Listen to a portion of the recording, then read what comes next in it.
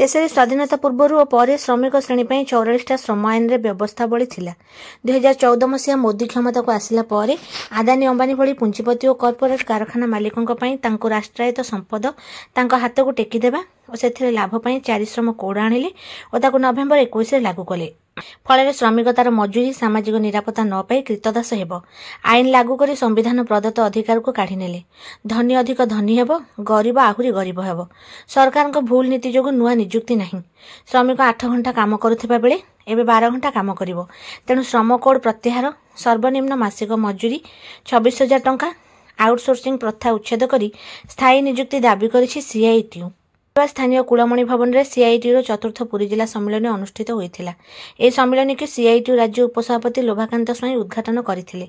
से कहले जे मोदी सरकार जनविरोधी और श्रमिक विरोधी नीति विरुद्ध में श्रमिक श्रेणी एकजुट हो लड़े करबा ही एकमात्र रास्ता। खଣି खादान कारखाना रे श्रमिक गोती खटिब, मन इच्छा छटई करिवे। स्कीम वर्कर मानक पई सरकारी नीति बाधक। श्रीकांत परिजा और जगन्नाथ देव बनवासिनी महापात्र को नहीं सभापति मंडली सभा कार्य तुलाई। सीआईटीयू जिला संपादक शरद कुमार रायगुरु विगत 3 वर्षर सांगठनिक चिठा रिपोर्ट उपस्थापन करथिले। पुरी जिलार सीडीए, ऑटो, रेलवे, विद्युत, म्युनिसिपल श्रमिक, आशा, पाचिका, रिक्शा चालक, मंदिर परिमल कर्मचारी,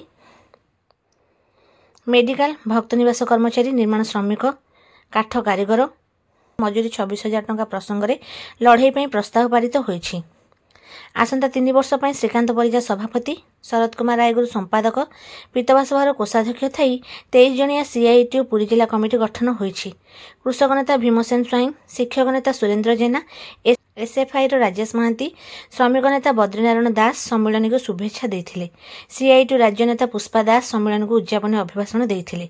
जिला कमिटी जगन्नाथ देव, मनोरंजन महाराणा, बनवासिनी महापात्र, स्मृतिरंजन दास, टूना नायक, दाशरथी साहू, सुजाता विश्वास, टूना बारिक, देवाशीष सामल प्रमुख निर्वाचित होइछन्ति।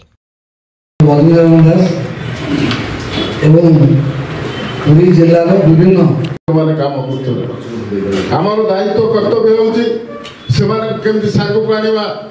राज्य नेतृत्व सीआईटीयू राज्य उपसभापति कमरेड लोभाकांत स्वाई एवं कईचा दास एवं हम पाखे आज पहुँची आम भातृप्रतिम संगठन कमरेड भीमसेन स्वाई एवं आम प्रेसिडेंट उपस्थापन पर आप आलोचना भाग अनुरोध करुँच।